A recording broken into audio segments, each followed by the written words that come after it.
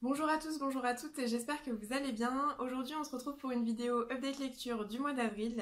Et avant de commencer, je tiens à m'excuser si jamais il y a des bugs au niveau de ma voix, parce que je suis un peu le rhume des foins en ce moment, donc c'est pas facile. Le premier livre que j'ai lu ce mois-ci, il s'agit des Mondes des Willan, le tome 1, donc La forêt des captifs de Pierre Bottero. Je sais pas si vous connaissez un petit peu La quête et les Mondes des Willan, donc en fait il y a eu 3 premiers tomes qui s'appelaient La quête des Willan. Et ensuite, Pierre Bottero a réécrit 3 autres tomes qui s'appellent Les Mondes des Willan. Donc c'est 2 trilogies qui se suivent. Donc je vais peut-être pas vous faire le résumé du tome 1 des Mondes des Willan puisque ça risquerait de spoiler ceux qui n'ont pas lu La quête des Willan. Ce que je vais faire, c'est que je vais vous résumer le tome 1 de La quête des Willan et je vous ferai une vidéo quand j'aurai fini de lire les mondes sur les 2 trilogies complètes. Donc dans le tome 1 de La quête des Willan, qui s'appelle D'un monde à l'autre, on va retrouver Camille du Ciel, une jeune fille assez ordinaire qui va se rendre compte un jour qu'elle est pas si ordinaire que ça parce qu'en manquant de se faire écraser par un bus, elle va faire son premier pas sur le côté et se retrouver en Gwendalavir, un monde parallèle. Elle va apprendre que ses véritables parents étaient en fait des sentinelles dessinateurs de Gwendalavir et que du coup elle a hérité de leur pouvoir et qu'elle a un don exceptionnellement puissant. Mais les Tsilch, il y a plusieurs années de ça, ont glacé les sentinelles et mènent depuis une guerre sans répit contre l'empire de Gwendalavir pour le dominer totalement. Camille, qui s'appelle donc Ewillan en Gwendalavir, va alors entamer une quête avec ses amis pour pouvoir délivrer la sentinelle ainsi que ses parents et sauver le peuple de Gwendalavir. Donc pour le premier tome de cette deuxième trilogie, La forêt des captifs, Pierre Bottero n'y va vraiment pas de main morte, il commence très très fort puisque ses personnages sont blessés aussi bien physiquement que psychologiquement. Et ça fait vraiment mal au cœur de voir les personnages qu'on a suivis tout au long de la première trilogie et qu'on aime énormément souffrir autant dans le début de cette deuxième trilogie, ça fait un peu mal quand même.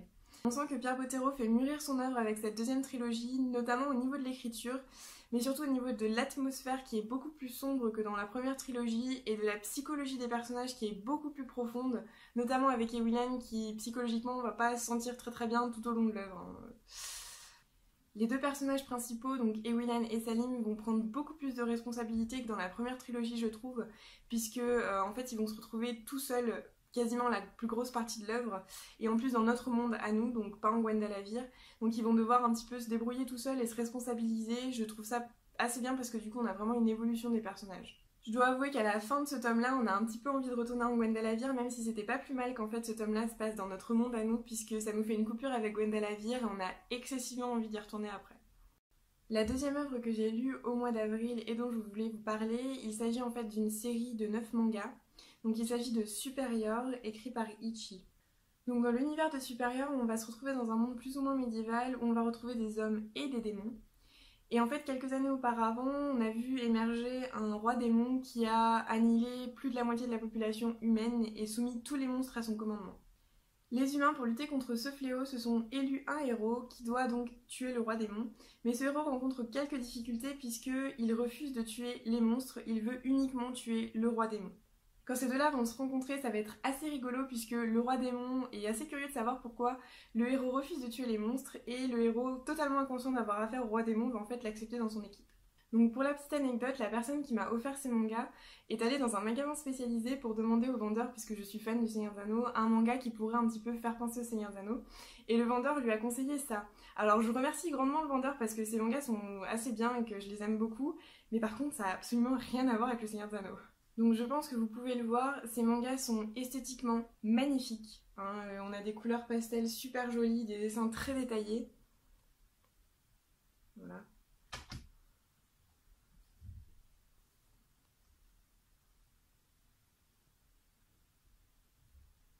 Alors j'ai beaucoup aimé ces mangas parce que je trouve que les personnages sont assez rigolos, que l'histoire est facile à suivre et que du coup c'est assez original. Par contre il y a quelques points négatifs. J'ai trouvé que très souvent les personnages savaient pas du tout où ils allaient. En fait ils se baladent un petit peu et puis comme par hasard ils tombent au bon moment, au bon endroit, ça fait un peu cet effet. Je trouvais ça un petit peu dommage que ce soit pas plus cousu que ça. Deuxième point négatif, les sentiments du roi démon, donc de Sheila, qui est ce personnage-là, sont beaucoup trop rapides. Ils arrivent beaucoup trop vite, je trouve. Ça fait pas assez naturel. On dirait qu'elle le voit pas, qu'elle tombe amoureuse de lui et c'est plié quoi. Ça fait un peu trop rapide à mon goût. Mais dans l'ensemble, l'histoire est assez bien et je vous conseille ce manga si vous avez envie d'une petite lecture rapide et qui passe assez bien. Il faut savoir qu'il y a une suite à Superior qui s'appelle Superior Cross. Donc je possède tous les tomes de la série. que je pense lire d'ici pas longtemps et peut-être vous faire une vidéo sur la saga complète. Le troisième livre que j'ai lu ce mois-ci, il s'agit du premier tome de la confrérie de la Dague Noire, donc L'Amant Ténébreux de J.R. Ward. Donc pour résumer un petit peu l'histoire, 6 vampires forment la confrérie de la Dague Noire et se battent contre l'ennemi naturel des vampires, les éradiqueurs. La série est constituée de 13 tomes et chaque tome va se concentrer sur un personnage différent de l'intrigue. Dans ce tome-là, on va retrouver Kohler, qui est en fait le roi des vampires et qui a abandonné son titre. Et l'un de ses camarades de la confrérie va le charger d'aider sa fille à passer sa transition, puisqu'en fait, dans ces œuvres-ci, les vampires se transforment en vampires à l'âge de 25 ans et doivent être accompagnés d'un vampire du sexe opposé pour pouvoir boire son sang. Je trouve ces œuvres très intéressantes parce qu'on a une représentation extrêmement différente de ce qu'on a l'habitude de voir au niveau des vampires. Ici, les vampires se nourrissent pas de sang humain, mais du sang d'un vampire de sexe opposé. Ils ont en général tous une malédiction, enfin en tout cas pour les 6 vampires de la confrérie de la Dague Noire. Et c'est extrêmement difficile pour eux de procréer et du coup de faire que la race soit pérenne. Ce qui est assez intéressant aussi dans ces œuvres, c'est que les vampires ont une religion propre avec une divinité qui est assez présente et qui va parfois intervenir dans l'histoire. C'est une religion créationniste qui se calque un petit peu sur la Bible, mais avec quelques différences notoires et c'est assez intéressant à regarder. Ce que j'ai beaucoup aimé aussi, c'est que l'auteur joue avec le nom de ses personnages, puisque les personnages s'appellent Kohler, Fury, Zadiste, Torment.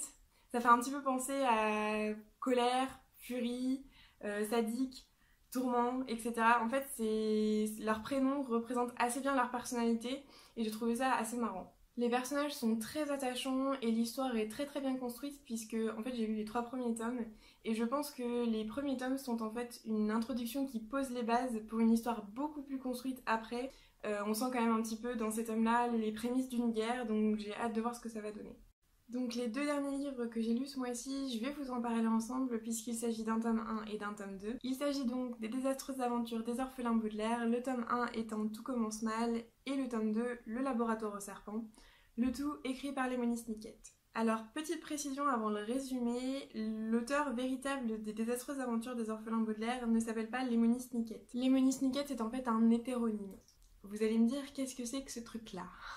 C'est en fait un pseudonyme utilisé par un écrivain pour incarner un auteur fictif. Le véritable écrivain des désastreuses aventures des orphelins s'appelle Daniel Handler. Au niveau de l'histoire, un terrible incendie va ravager le manoir Baudelaire et tuer les parents de Prunille, Klaus et Violette. Les orphelins Baudelaire sont alors placés chez un lointain cousin, le comte Olaf, qui va très vite révéler qu'il en a après leur fortune et qu'il est prêt à tout et à n'importe quoi pour l'obtenir. Alors il faut absolument que je vous parle de 2 personnages fabuleux de cette histoire. Le premier personnage, il s'agit du comte Olaf, qui est détestable, mais parfait. Il est très très intelligent contrairement aux apparences, il est vicieux, malin, très très méchant, hein, ça c'est indéniable. Et tout ça, ça va faire un mélange explosif qui va créer un personnage aussi fascinant qu'effrayant. Le deuxième personnage, il s'agit de Lemony Snicket, qui va en fait être le narrateur de l'histoire et qui va apporter une touche d'humour au désastre de la vie des Baudelaire. C'est un personnage très futé, on a un petit peu l'impression qu'il mène l'enquête sur ce qui se passe. Et très souvent, il va s'adresser au lecteur, ce qui va être assez rigolo, puisqu'il va dire au lecteur « Vraiment, vous devriez pas lire ce livre, vous devriez refermer ce livre, ça va très mal se terminer, etc. etc. » Ce qui, bien évidemment, a l'effet totalement inverse, vous avez qu'une envie, c'est de continuer à lire, donc c'est assez rigolo.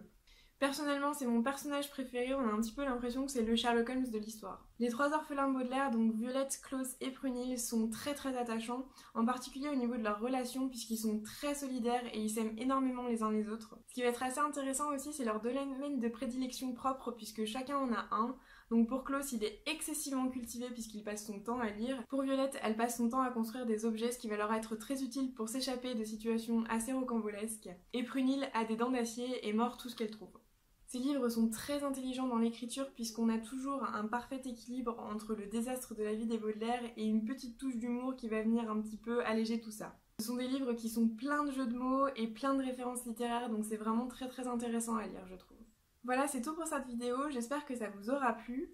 N'hésitez pas à me dire si vous avez lu ces livres et si vous les avez aimés en commentaire.